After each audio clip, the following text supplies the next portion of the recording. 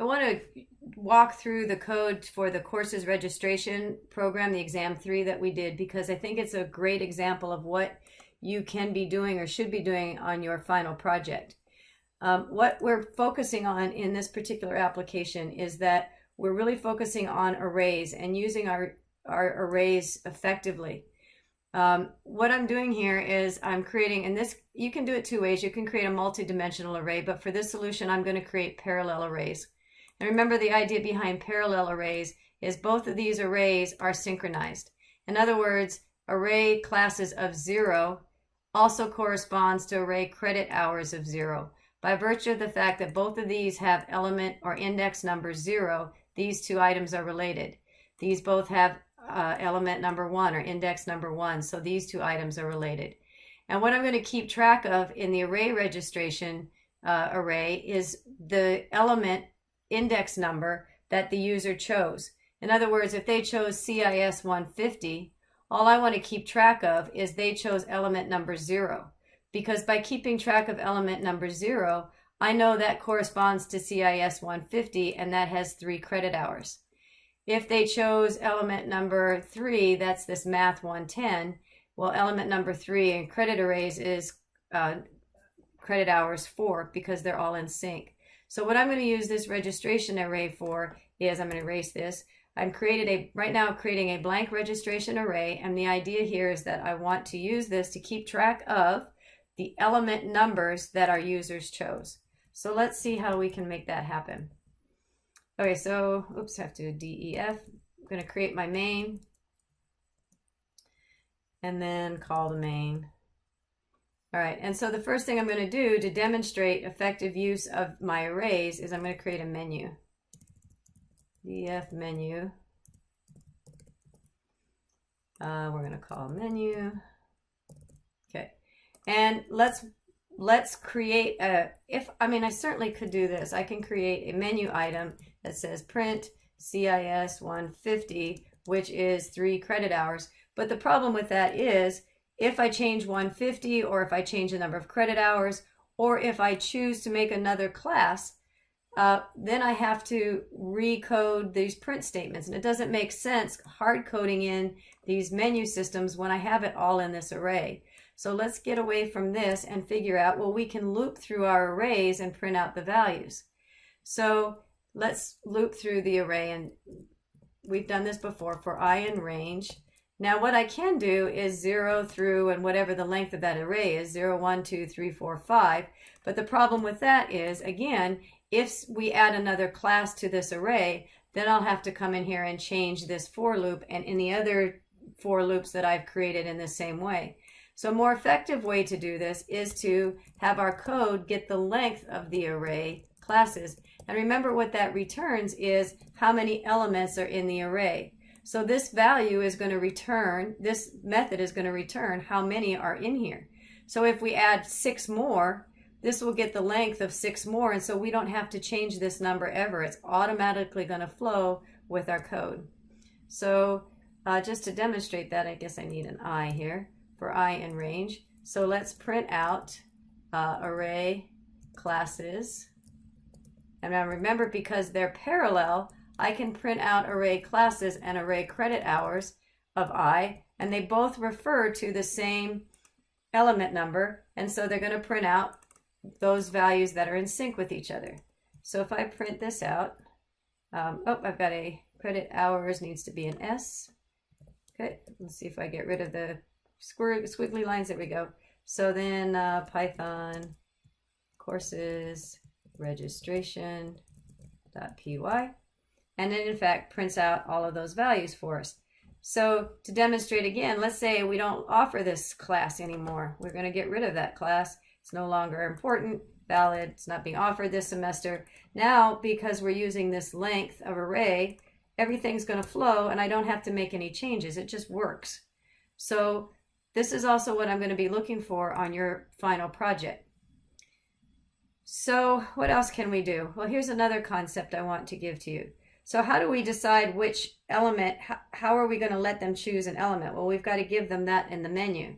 So I guess ideally what let me just kind of type this out in thought. We want to type in choose from choose from maybe 1-CIS 150, and that's 3 credit hours.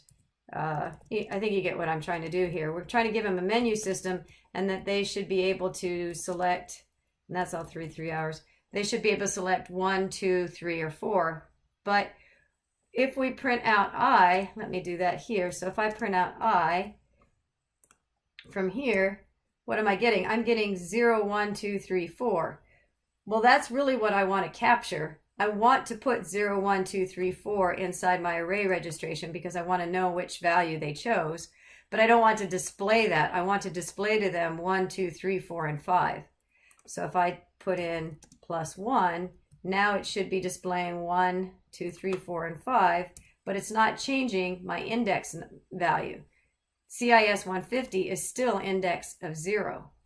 And so this would be great for demonstration. This isn't changing the value of I, it's just displaying the value of I +1. So this is making for a better menu system. So once we're done, we want to, I guess, we don't want to really print this. What we want to do is get that choice from them. We're getting an int input,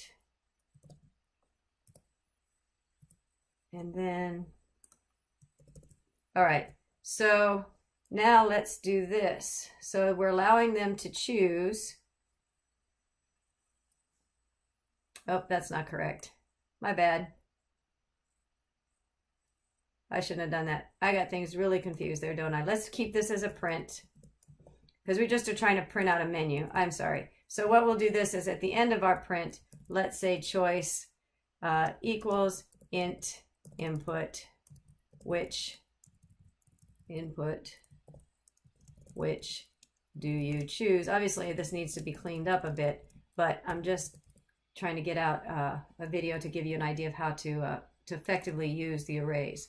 So, and then let's say print choice, and then choice -1, because here's what I want to show you.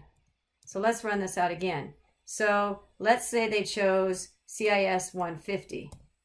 Okay, so they choose 1. So they choose 1, but we want to catch 0, right? Because we don't want 1, we want to know what element they chose. So in the same way we displayed to them 1 value higher, we want to maintain or retain 1 number lower, because that's the array choice. So what we'll do here, instead of doing this, that was just for demonstration, we can say array registration append, and then we'll append choice -1. So now we're catching, did I spell it wrong? I did. I'm just going to copy and paste. That way I know I spell it double my trouble. Okay. Let's see, why are you not catching that? Array registration append. What is my problem here? Array registration. I think I'm back to my old problem. I need to save. There it goes. All right. So now we are appending the element number that they chose. So if they chose number 1, we're storing 0, which gives us in our array, I'm just going to hard code this in for your visualization, we're holding 0, so we know that they chose CIS 150 and element 3. So that's physically what we're doing. I'm not going to put it in there, but that's what we're doing here. Okay, so for brevity, let's, well, I guess we're going to print this out in a while loop. 1 more equals yes, while more equals yes. We can keep doing this. We'll give them an out. More equals input. Would you like to add more? Question mark. And then we'll probably to lower, so that way we can just assume that if they put a capital Y or a lower y, it'll automatically be converted to y to match our comparison. So let's just make sure we stay in a loop. We'll choose 1 and yes, and we'll choose 4 and no. Okay, so now that's really all left besides cleanup is printing out the classes that they chose. So let's do something like summary, and we'll be printing out the registration summary. So at this point, we've appended into array registration all of their choices. The last option, we just chose 150 and math 110. So now we want to print out all of their classes. And to do that, we can just loop through the array. So by now we've added elements to our array. So we'll do for I in range. Remember, if we just choose, I'm going to put 0, we choose the length of that array registration. It automatically will detect how many items were selected because it's returning how many elements are in this array. And then we'll just ask it to print. Now here's the kicker. If we hold, I'm just going to type in here so we can see what we've chosen. We chose 0 and 4, right? So 0, as we've said, corresponds with 150 and 3, and 4, 0, 1, 2, 3. This should have been 3 is what I was trying to think of was math. Okay, so therefore we can print out array classes of, and what is the index number? Well, the index number is the value of array registration of I. Okay. Oops, I put that in the wrong place. Sorry. I put that in the wrong place. Let me just cut that out. This should be the length of array registration. Okay. And this goes in here. All right. The idea here is we need to put in an element number. So we have to evaluate, we're asking the code to evaluate what is in array registration of, well, the first time it's array registration of 0. Well, what's in array registration element number 0? The value 0. So that then becomes array classes of 0 the first time, right? And so array classes of 0 is CIS 150, and array credit hours of 0 is also 3. So if we print out array classes, I'm going to do this on 2 lines just for clarity. Let me do this. Print array credit hours of array registration. I am sure I spelled that wrong, so let me copy and paste it just to make sure I spelled it correctly in each of those. Array registration and array registration. Okay, and so this becomes the first time through I is 0, correct? And so what is the value of array classes of 0? Well, array classes of 0, the first time through is 0. And array credit hours, which is equal to CIS 150. Array credit hours of 0 is equal to 3 the first time. So the first run, we get, this will print out, let's see if I can explain it. So this evaluates to array classes of 0, which is, array classes of 0 is CIS 150. Array registration of 0 of I, array registration of I the first time is 0, which is 3.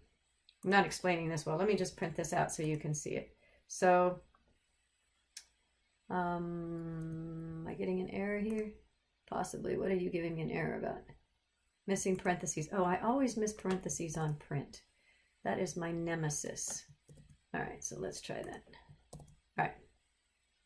Let's print this out and see what I'm trying desperately to tell you and not doing a good job at. Okay, so now if I choose 150, which is 1, which is array element of 0, and I choose 4, I need to say yes, and 4, no, I'm done. Oh, we didn't print it out, sorry. So print summary. Okay, now let's try that again. All right, so I'm going to choose 1, yes, and 4, no. Okay, so you can see that it correctly chose the classes. It chose that I think this is not showing all the way. There we go. It's showing that I chose CIS 150 with 3 credit hours and Math 110 with 4 credit hours. So by utilizing my arrays effectively, I don't have to hard code anything, and you can see that all of this code is running based on my arrays. So if I add another one, CIS squid, I don't know, it doesn't really matter. And that one is 15 credit hours. Well, it'll all roll with the program. The final part of that program, I believe, was that you also had to keep track of total credit hours. Well, that's no big deal, because while you're in this for loop, you could be keeping a total plus equals array credit hours, because you know what your credit hours are. You're just copying this over again. So array credit hours, something along those lines. Looks like I have an extra one of these in here too. This should be a parentheses and not a that. Okay, there we go. So this, you could just keep a running total. And again, what am I missing? Invalid syntax. What am I missing here? Print array credit hours.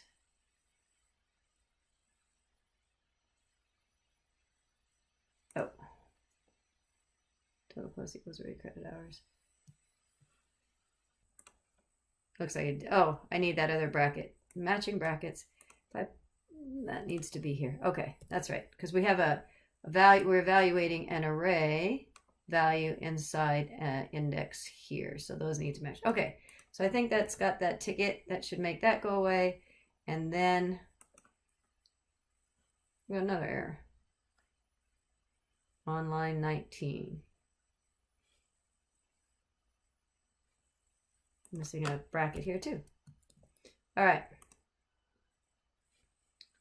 Value not described, so we need to make sure we start total off with total equals 0. We need to initialize that, and that should make that squiggly go right. There you go. So now we're keeping track of total, and then we could print out our totals at the end. Print parentheses total hours plus total. That should print out our total hours. Let's just see if that works. Choose 1, yes, and choose 4, no. And I did convert to a string. Some of the littlest things give us most frustration. All right, now let's try it. Line 21 is not happy now. Am I missing another parenthesis? I am. Okay, you don't experience this, do you? All this frustration. So many little details, right? Welcome to programming. And 4, and then we get our total hours of 10. So it looks like I am replicating something more than I need to. Oh, that's because I've kept these hard-coded values in. So I'm doing those more than once. So now let's run that. And we should be perfect. So 1 and 4. Oh, that's not a Y. 1, and yes, I want to do another one, and 4. No, I'm done. So 1 plus 4 is 7. So the solution is posted as well. This isn't the most clean output, and certainly I would then clean it up and make my output look a little bit more user-friendly, but I'm getting the logic in place. So what I really wanted to get across to you, and hopefully I've done it in a not as confusing way as it might have sounded, but the idea here is, again, utilizing our arrays effectively so that just by adding or subtracting values in our arrays, the code automatically flows. It flows because we are looping through our arrays and using that looping method to print out the values that we needed. We're counting on the fact that both of these arrays are in sync because they're parallel. So just by knowing the element number of what the user selected, by knowing the element number, I can get at anything I want because the elements are related. Therefore, I can get element of 0 from this array and element of 0 from this array, and it all corresponds to the selection that the users made.